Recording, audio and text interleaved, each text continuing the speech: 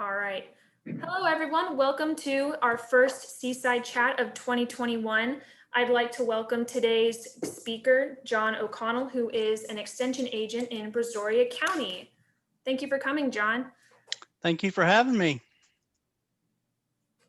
And I also would like to, I'd like to say that I've been with Texas Sea Grant and Texas A&M AgriLife Extension since about 1996. So I have, 25 years of experience under my belt, but marine debris is one of those issues that affect all our global oceans. And so I'm glad to be here to hopefully increase people's awareness and let them know what they can do to reduce their footprint on the environment.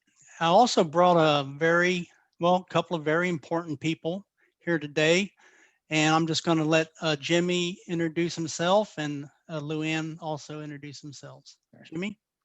Thank you, John. I'm Jimmy Salinas, and I'm part of the Texas Master Naturalist here at Cradle of Texas here on the Gulf Coast in Brazoria County.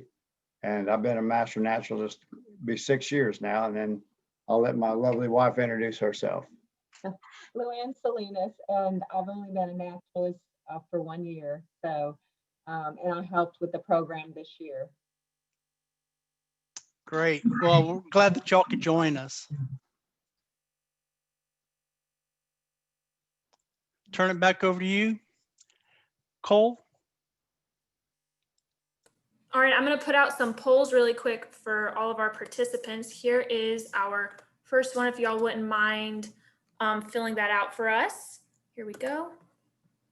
There we go.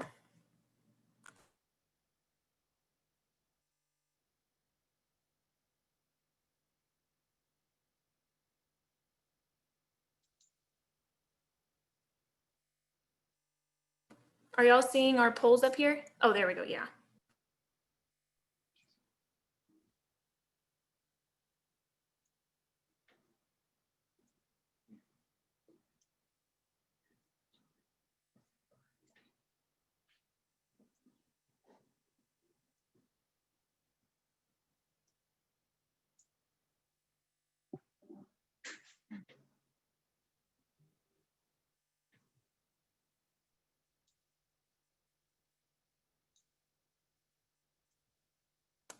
I'm going to go ahead and end this poll. There we go. All right. Take it away, John. Okay, thank you. I'm going to go ahead and end my video feed and then share my screen.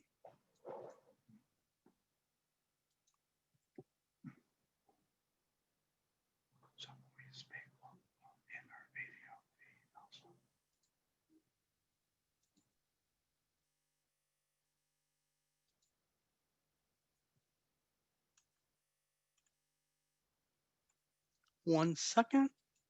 Okay, hopefully we'll be up and running.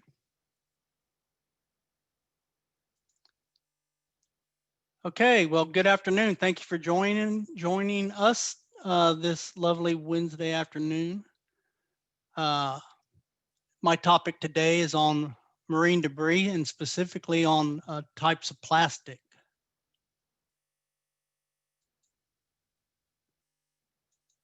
So the following information that I'm going to present is from the 2020 report on the International Coastal Cleanup, which is sponsored by the Ocean Conservancy.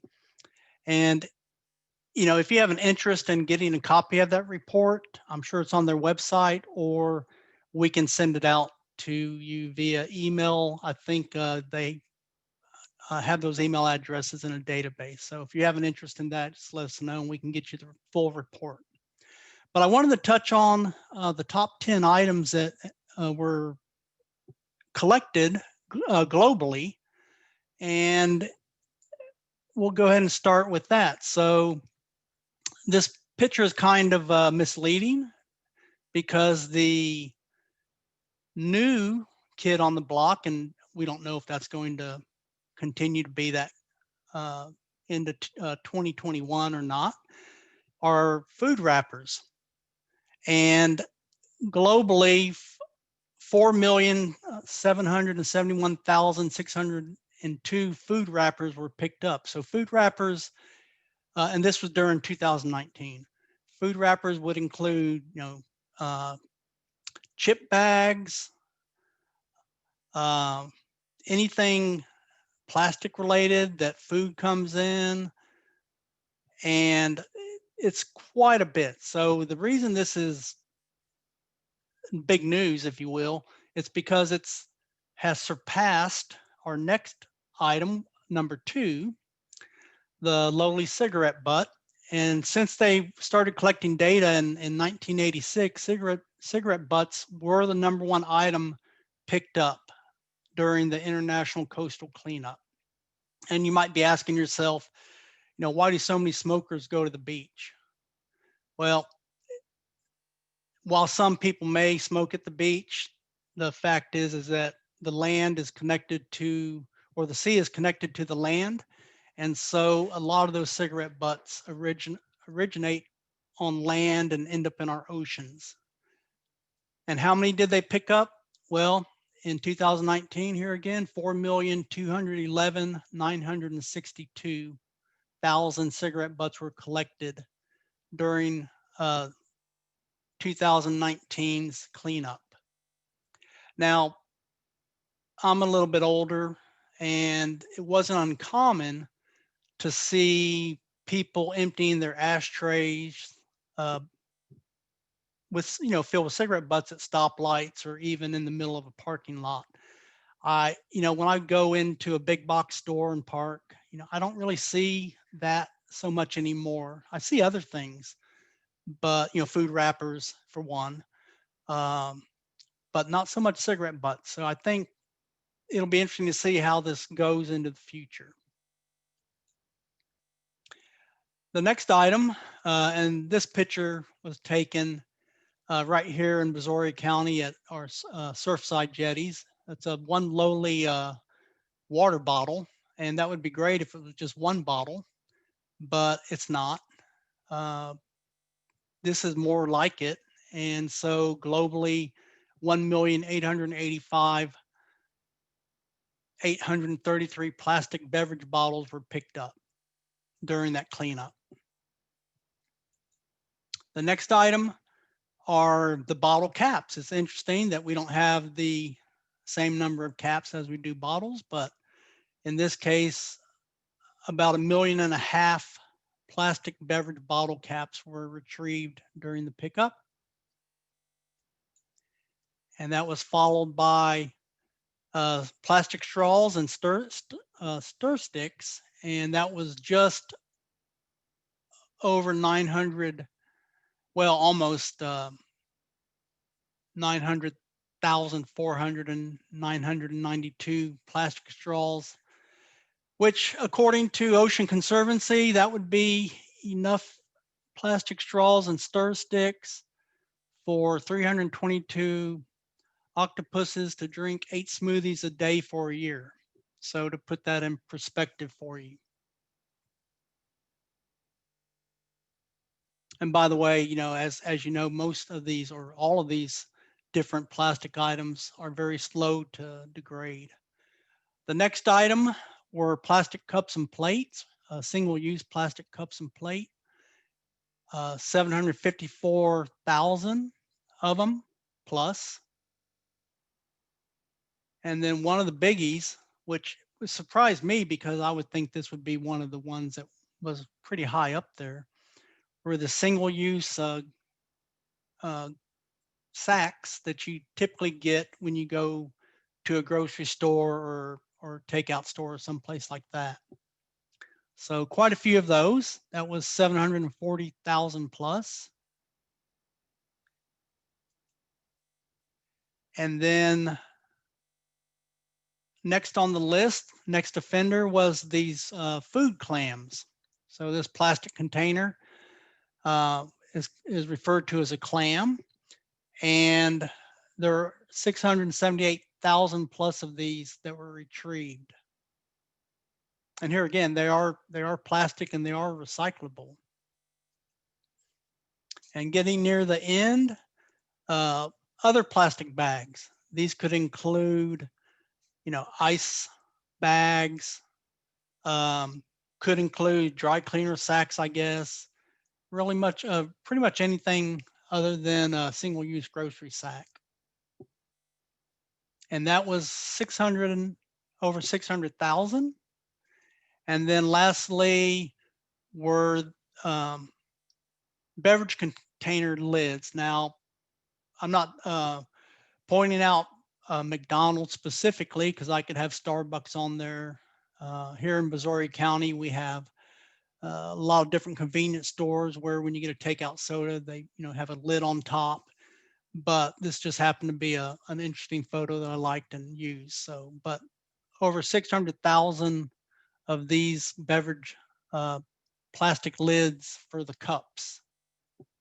So these are all picked up by people from all around the globe that participate in this cleanup.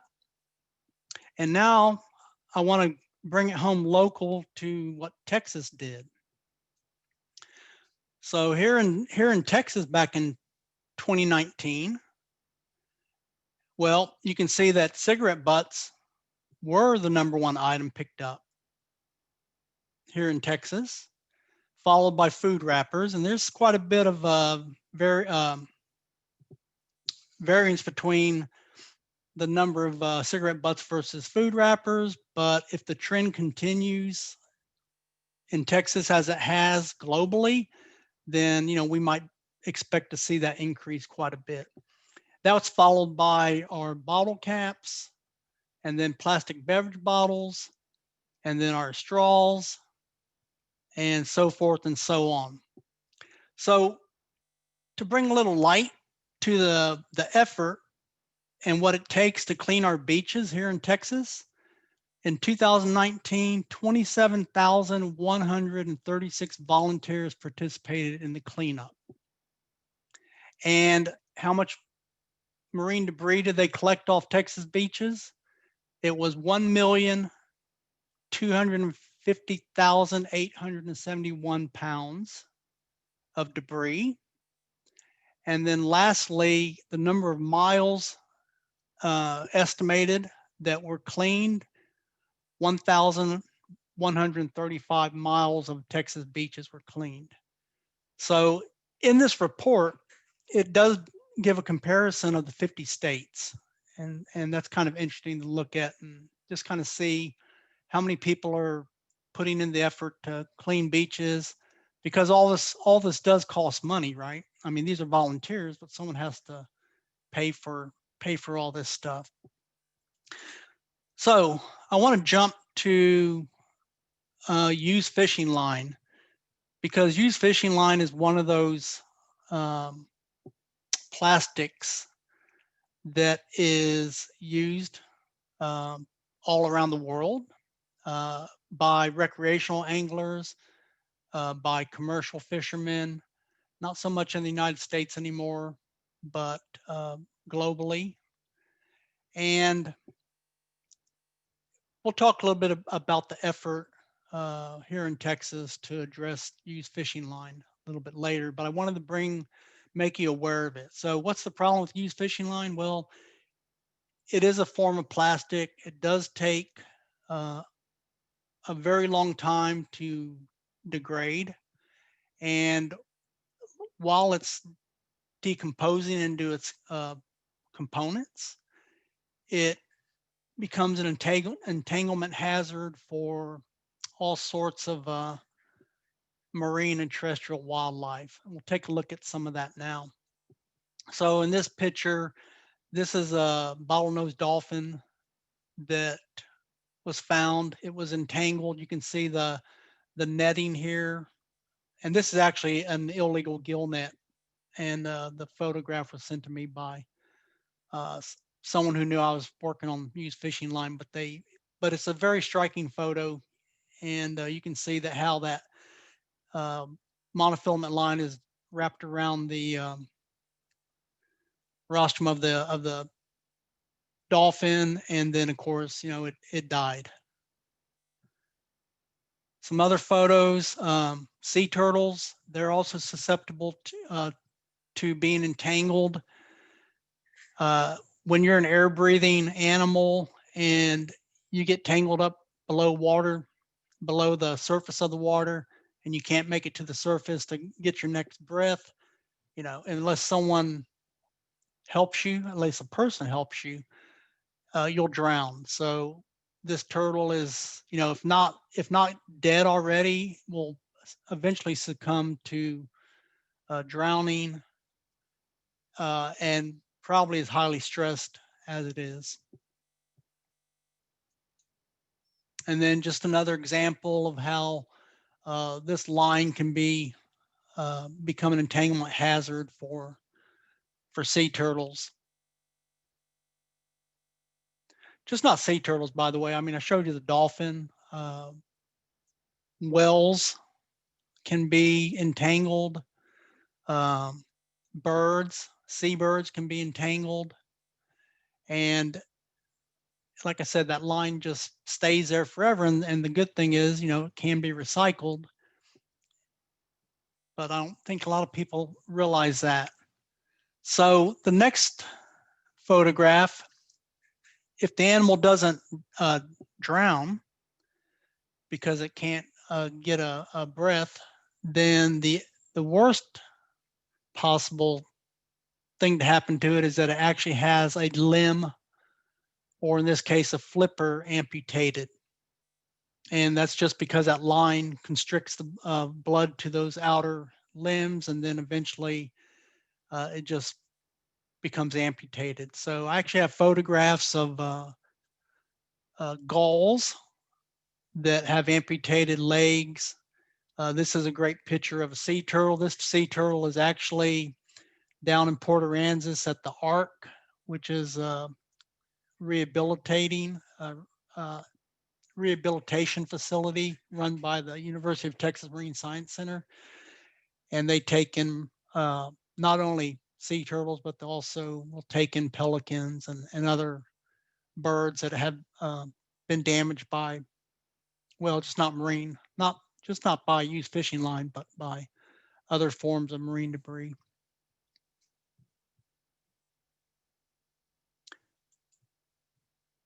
The next one I want to talk about a little bit is micro and nanoplastic, and this is fairly new. And generally, you know, when we talk about a microplastic, it's typically any plastic that's less than 5 millimeters in size. And these microplastics can be small pieces or they can be fibers. And they come in all different shapes and sizes. I mean, all different shapes. They can be beads, they can be fragments, they can be pellets, they can be fibers, and a lot more. And so I wanted to, part of that report and from the Ocean Conservancy, and this isn't all of the recent science, but this is some of the science that's presented in that report.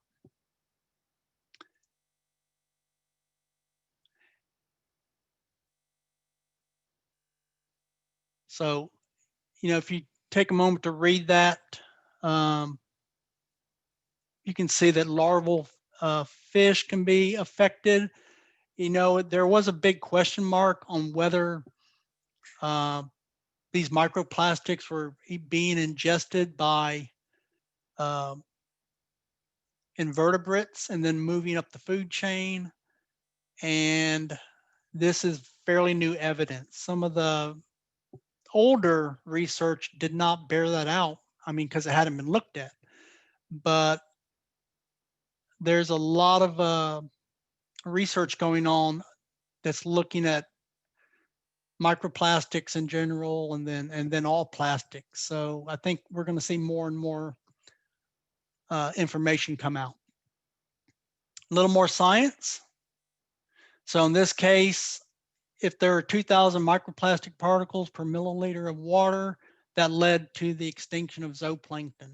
So here again, they could either be ingesting those microplastics and then filling their gut where they can't ingest, their normal food, or it could be a leaching of chemicals from the microplastics that are actually poisoning them. And by the way, it's just not invertebrates. You're ingesting microplastics all the time. So here's a study that looked at London, and they found microplastics suspended in the air throughout the city, which then the authors conclude that the airborne plastic particles enter the soil and bodies of water and then eventually make it to the ocean.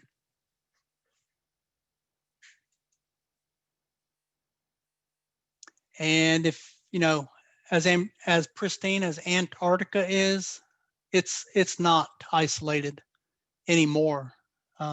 They've found microplastics in ice core samples. So this is just to highlight the fact that plastics are pervasive throughout our environment, and they come in all shapes and sizes. And so one of them that we want to look at, this is considered NOAA marine debris. They have a publication out, and we can make that available as well, a fact sheet. But they talk about primary microplastics, and one of them is Nurdles. So you may have heard the term Nurdle before, but if you're unfamiliar with it, these primary microplastics are a resin pellet, and these are what Nurdles are. Their pellets are beads. And what happens is that they're the raw plastic material that is then shipped to manufacturers that then fashion other plastic items from them. So it could be your beverage bottles. It could be a fleece jacket that's synthetic materials. It could be plastic wraps. It could be the food clam I showed you, all sorts of things. Also, if you weren't aware of this, and we'll take a little closer look at it, there are microplastics in some of the personal care products that you may be using currently in your home. So they put them in toothpaste, they put them in face washes, and in cosmetics. And one way to do that is read your ingredient label on the back of that particular product you're using. And then if you see polyethylene listed, then you probably have microplastics within that product. Now, the thing about microplastics is that, of course, if it's in your toothpaste, and when you rinse your mouth, you're putting them down the drain where that water goes into a tertiary sewage treatment facility. But those facilities, these particles are so small, they're not removed in that process. And so when the effluent from that facility is discharged out into a natural waterway, for instance, then they ultimately make it down to our coastal environment. But here again, these are Nurdles, and they come in different shapes and colors and sizes, but they're all under 5 millimeters in size.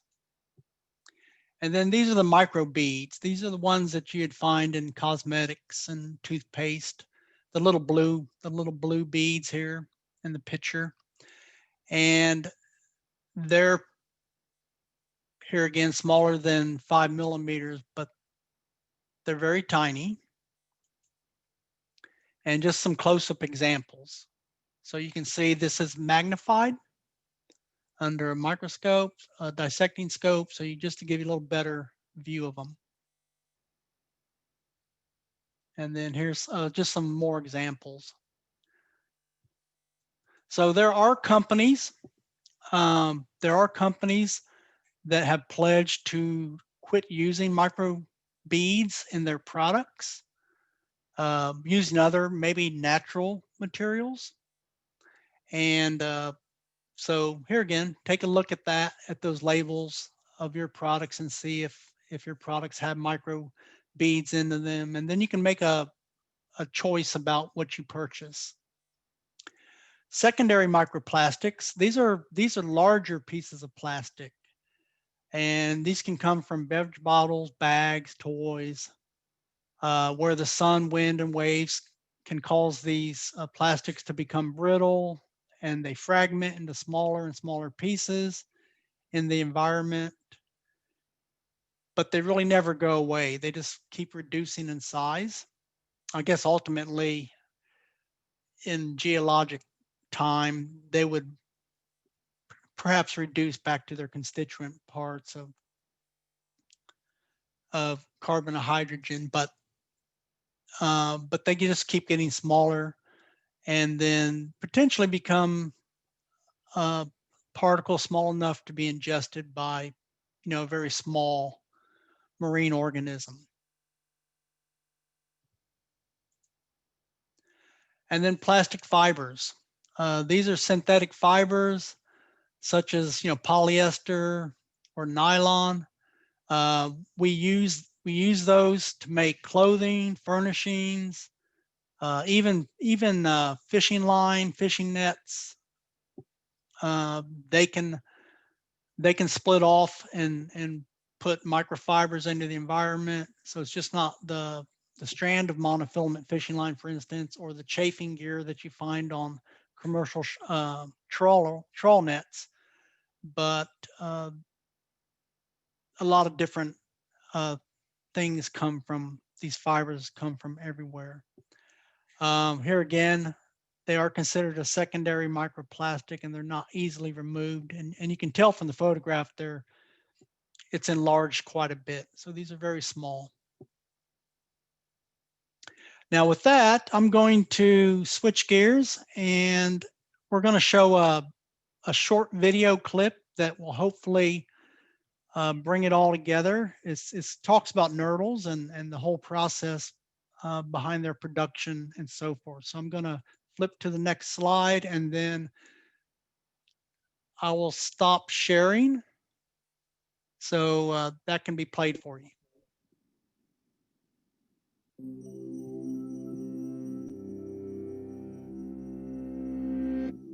Meet the Nurdles.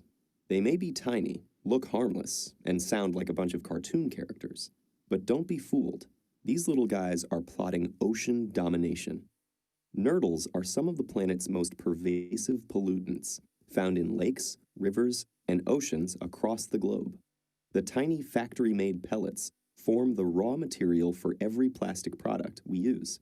And each year, billions of pounds of Nurdles are produced, melted, and molded into toys, bottles, buttons, bags, pens, shoes, toothbrushes, and beads. They are everywhere. And they come in many guises. Multicolored and many-shaped, they range in size from just a few millimeters to mere specks that are only visible through a microscope. But their real advantage in the quest for ocean domination is their incredible endurance, which allows them to persist in an environment for generations, because their artificial makeup makes them unable to biodegrade. So just as long as they don't get into the environment, we have nothing to worry about, right? The problem is, Nurdles have a crafty way of doing exactly this. Produced in several countries and shipped to plastic manufacturing plants the world over, Nurdles often escape during the production process, carried by runoff to the coast, or during shipping when they're mistakenly tipped into the waves. Once in the water, Nurdles are swiftly carried by currents, ultimately winding up in huge circulating ocean systems called gyres, where they convene to plan their tactics. The Earth has 5 gyres that act as gathering points, but the headquarters of Nurdle ocean domination are in the Pacific Ocean, where the comparative enormity of the gyre and the resulting concentration of pollution is so huge that it's known as the Great Pacific Garbage Patch. Here, Nurdles have good company. This gyre draws in all kinds of pollution. But because they don't biodegrade, plastics dominate. And they come from other sources besides Nurdles, too. You know those tiny beads you see in your face wash or your toothpaste? They're often made of plastic, and after you flush them down the drain, some also end up in this giant garbage patch, much to the delight of the Nurdles building up their plastic army there. And then there are the large pieces of unrecycled plastic litter, like bottles and carrier bags, transported by runoff from land to sea. Over time, these plastic chunks turn into a kind of Nurdle too, but one that's been worn down by the elements, not made in a factory. And as if they weren't threatening enough, the rough, pitted surfaces of these microplastics, the name we give to all those collective plastic bits, waterborne chemicals stick or adhere to them, making them toxic. This gathering has grown so immense that the oceanic garbage patch can shift from around the size of Texas to something the size of the United States. But while this toxic tornado is circulating, the birds, fish, filter feeders, whales, and crustaceans around it are just going about their daily business, which means they're looking for food. Unfortunately for them, tiny bits of floating plastic look a lot like fish eggs and other enticing bits of food. But once ingested, microplastics have a very different and terrible habit of sticking around. Inside an animal's stomach, they not only damage its health with the cocktail of toxins they carry, but can also lead to starvation. Because although Nurdles may be ingested, they're never digested, tricking an animal into feeling like it's continually full and leading to its eventual death. When one organism consumes another, microplastics and their toxins are then passed up through the food chain. And that's how, bit by bit, Nurdles accomplish their goal, growing ever more pervasive as they wipe out marine life and reshape the ocean's ecosystems. So, how to break this cycle? The best solution would be to take plastics out of the equation altogether. That'll take a lot of time, but requires only small collective changes, like more recycling, replacing plastics with paper and glass, and ditching that toothpaste with the microbeads. If we accomplish these things, perhaps over time fewer and fewer Nurdles will turn up at that giant garbage patch. Their army of plastics will grow weaker, and they'll surrender the ocean to its true keepers once more.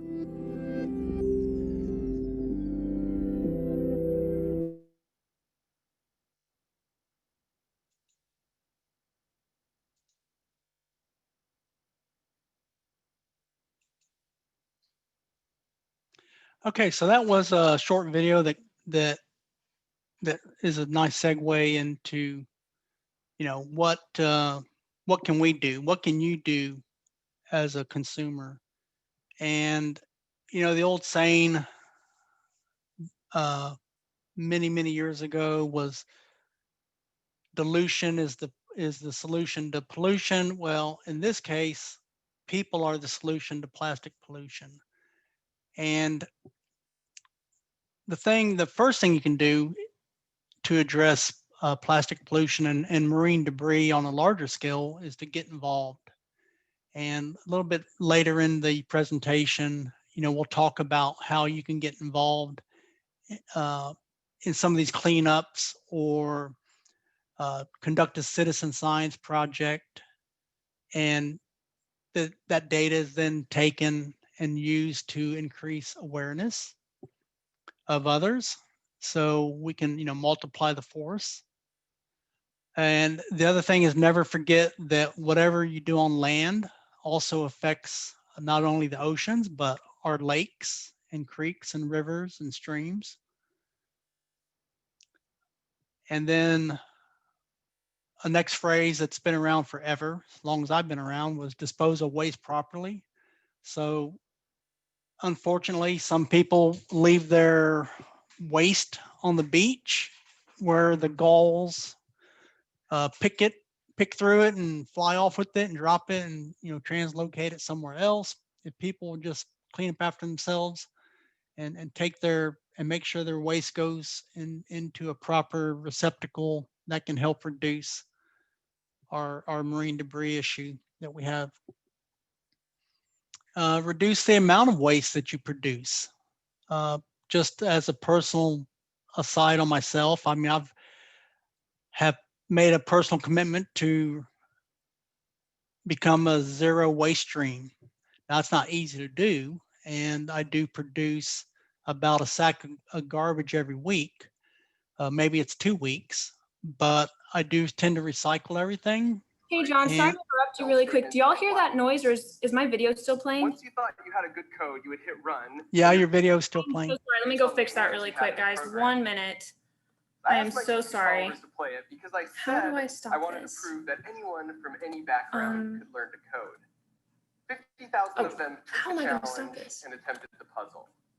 Okay, The truth was that I Sorry, didn't guys. actually care about proving that. there we go. I am so sorry, guys. Go back. Go ahead, John. Okay. All right, let's see.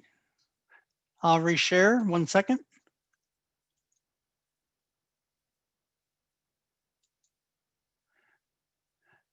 Okay, so I mean, that's a personal decision that I've made to reduce my waste stream in my house. But, you know, if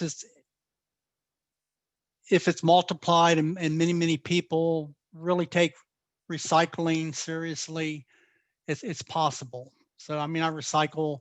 Unfortunately, glass is not one of those items that can be recycled locally where I live, but there are glass recyclers elsewhere.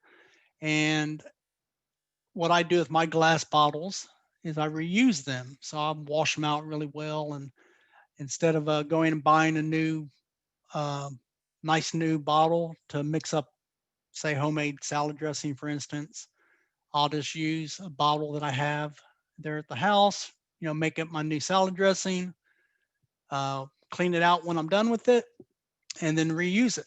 And so really reusing, reuse of these items is an important part to reduce marine debris. And just not marine debris, you know, all the stuff that we produce as garbage or trash goes into a landfill. And it's kind of interesting here where I live in Brazoria County that the landfill is, you know, typically on the coastal plain, we're a few feet above sea level. Well, the landfill is 70 feet. So the nearest topography that's 70 feet or taller is Damon Mound, which is actually was pushed up from a salt dome. And that was the highest spot, but I think our landfill is going to exceed that.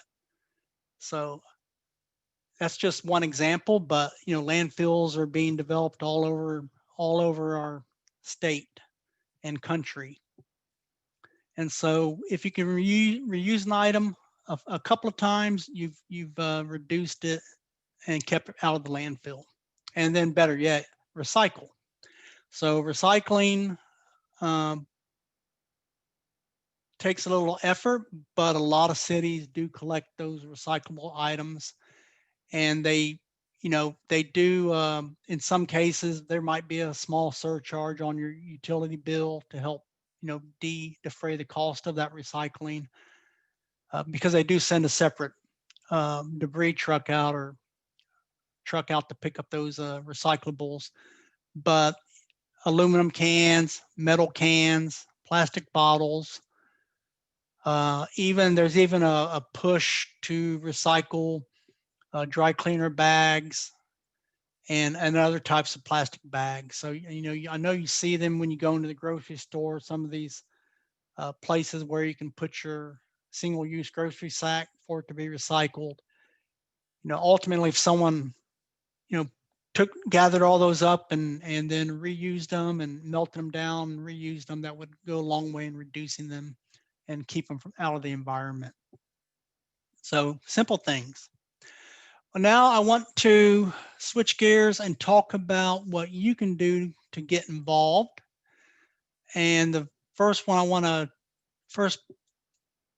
I want to talk about is the Texas Monofilament Recovery and Recycling Program. This is a program that has been in place here in Texas since 2004. And in a moment, I'll introduce you to the people that got involved and started that. Well, I mean, I'll introduce you as far as showing you a picture. But what's interesting, in 2020, 955, 955 ounces of used fishing line was collected by volunteers here in the state of Texas. And that amounts to 58 pounds. So that's how much line was collected. Now, I can tell you factually that our volunteers and the people that are participating in this program, we are underreporting the amount of fishing line that's collected. A lot of times people don't submit their data, and so we don't capture those numbers. So, you might want to double that number or even triple it. But since 2004, we've collected over 4,500 pounds. And if you assume 12-pound test as being a fairly common weight for fishing line here on the Texas coast, and multiply it out, and since 2004, we've collected, or the volunteers have collected, 6,112 miles of line. And then just last year, that would be 79 miles of line. So that's enough to stretch from where I live here in Brazoria County to Houston and back. So to put that in perspective. And I never talk about the monofilament program, recovery and recycling program, without talking about these young citizen scientists that got involved. This is a picture of the rollout of the very first monofilament collection bin in Port Aransas, Texas. And the lady here is a teacher. These are fourth graders. And then these are the students, and the gentleman with the camera is from a local TV station out of Corpus Christi. But I think this photograph is striking. These students living in Port Aransas, Texas, were aware of the used fishing line strewn along the jetties. And so they asked their teacher what they could do about it. And she asked Texas Sea Grant. And that's how it landed in my lap. But if you look at this picture, this is in February. You can see the number of fishing poles extending towards the sky. And so there's a lot of fishing pressure there. But for fourth grade students to recognize that and then want to address it back in 2004 is kind of interesting. And I always wonder, because these students are now young adults, if they realize the sort of movement that they started.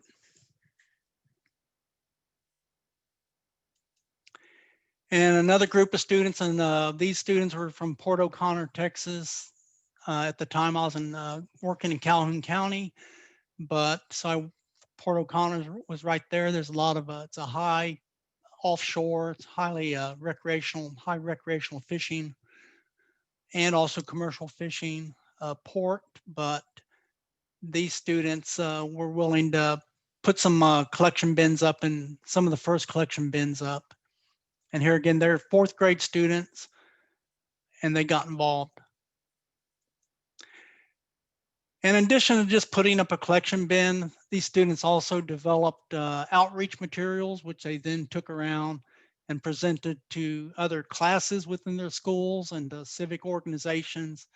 So it was just more than collecting line. It was increasing that public awareness and letting people know that they could do something to address used fishing line in the environment. And with that, I'm going to switch gears and talk about, and let Jimmy and his wife address what we've done here in Brazoria County with our own beach cleanup. Jimmy? Yes, thank you, John. Yeah, I thought with these 6 slides, I thought I would use it as like a story. I'll tell you how we got started, what we're doing, and where we're at right now in regards to trying to keep the beaches clean here in Brazoria County. And one thing I wanted to mention, John, and which was kind of interesting as I listened to your presentation, is the parallels in some of the items that we have collected on a periodic basis. When Luann and we walk a mile of the road towards the Justin Hurst Wildlife Management Area, which is near the beaches, but and near Jones Creek, which feeds into the intercoastal, which subsequently feeds into the Gulf of Mexico. But a lot of the things that you identified, we see those almost daily when we're walking that one particular road. It was just, I thought, wow, that is interesting what you're saying. So with that said, in the first picture on your left, like I said, Luann and I, we spend a lot of time on Quintana Beach because it's 5 minutes from our house, and we like to see the sunrises. And really, we really noticed a increase in trash on the beach, especially during the COVID pandemic. It seemed like everybody was going to the beach because they could. That was one of the only areas where you could go and still maintain the requirements of COVID safety measures. But we also noticed an abundance more of trash on the beach. And so, of course, I'd go fishing, and she'd go with me, and she said, I'm gonna start picking up some of this stuff. Long story short, we realized, hey, we ought to be able to obtain some volunteer hours if we doing this through our Texas Master Naturalist program. And we're familiar with the Adopt a Beach program at the Texas General Land Office, and we participated in those efforts.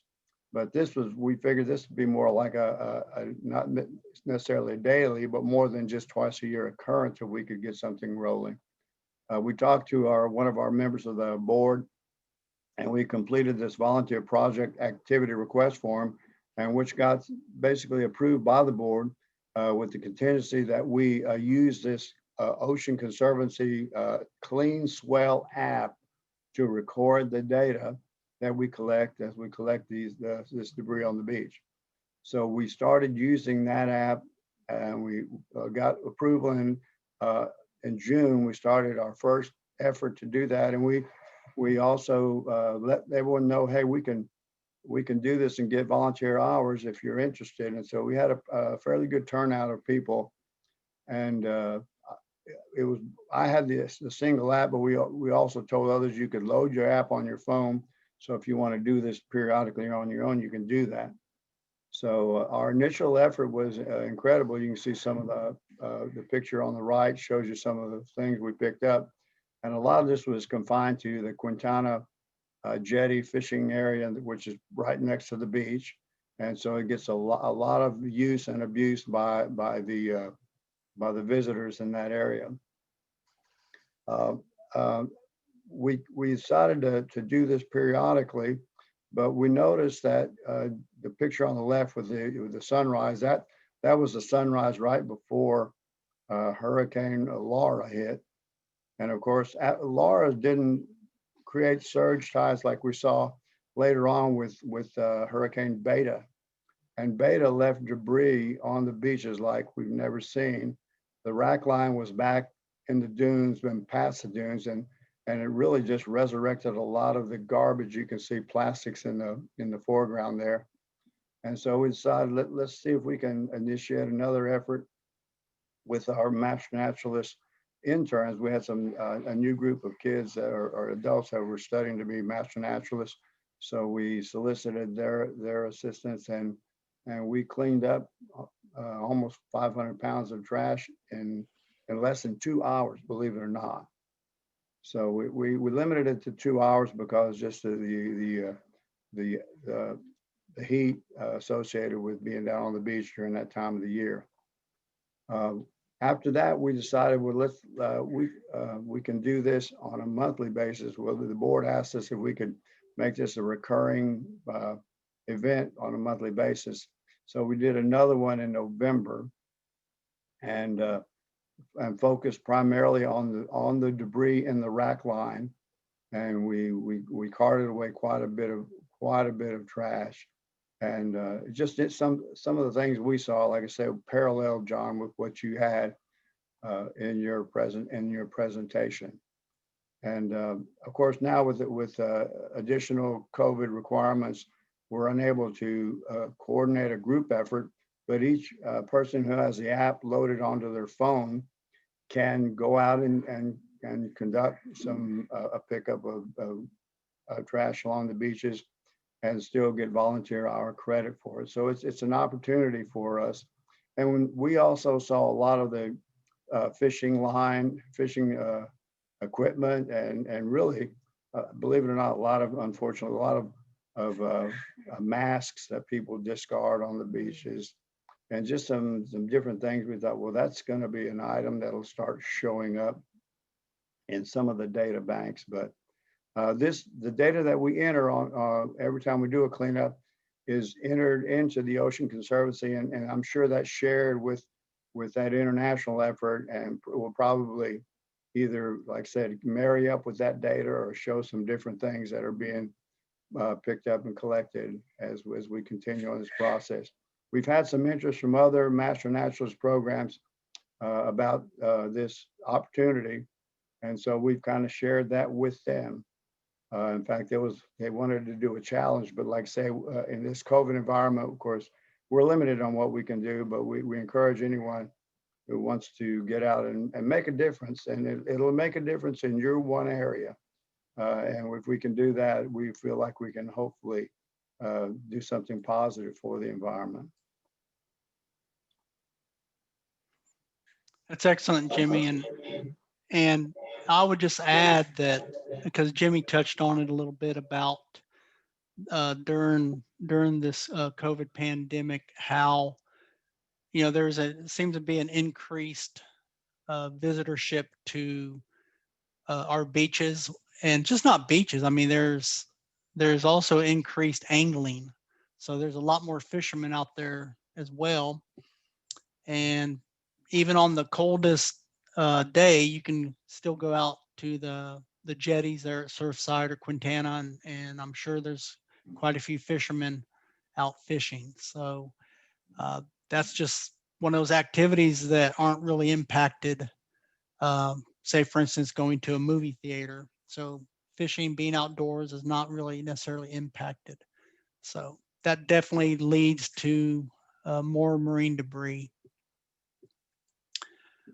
Lastly, the last program, Citizen Science Program, and we actually have some of our Cradle of Texas master naturalists involved in this. This is the Nurdle Patrol. This was started by Jace Tunnel, who's with the Mission Aransas National Marine Estuaries Reserve down in Port Aransas. And the idea is that you go out and spend 10 minutes collecting Nurdles at the shoreline, and also a little bit further up the beach. And then you enter that information into a database. And I don't have the maps in this presentation of here in Texas where the Nurdles are being retrieved, but you know, some Nurdles can be falling off a cargo ship, bringing them into port. But interestingly enough, in another presentation I was able to participate in, even as, you know, up in the way upland, you know, they find Nurdles around shorelines of lakes. So they are prevalent. They're in the environment. They can be ingested by wildlife, and they're there for a while. So I've got the information on this particular slide if you want to get involved, or you can just, you know, search for Nurdle Patrol and you'll get this information.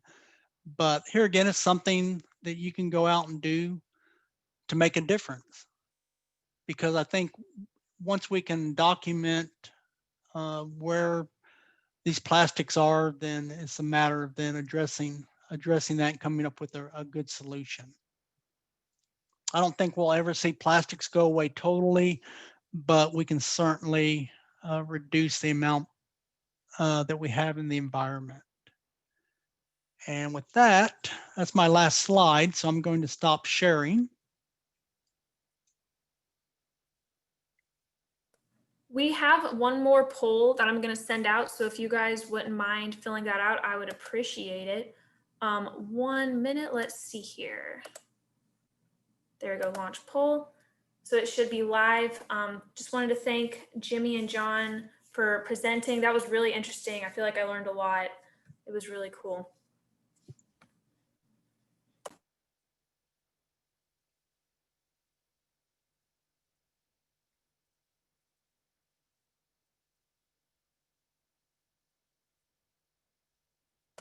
And if anyone has any questions, feel free to put them in the chat box, and we can get to those.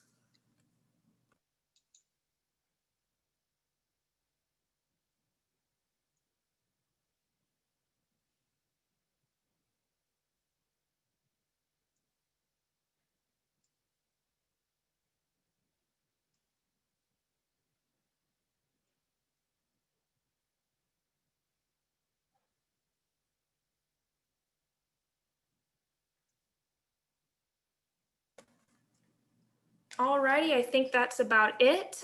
If nobody has any questions, I'm gonna go ahead and end this meeting. Thank you guys for coming, and stay tuned for our next Seaside Chat. Thanks, John. Thanks, Jimmy. Bye, everybody. you. Thank you, Chloe. Bye-bye.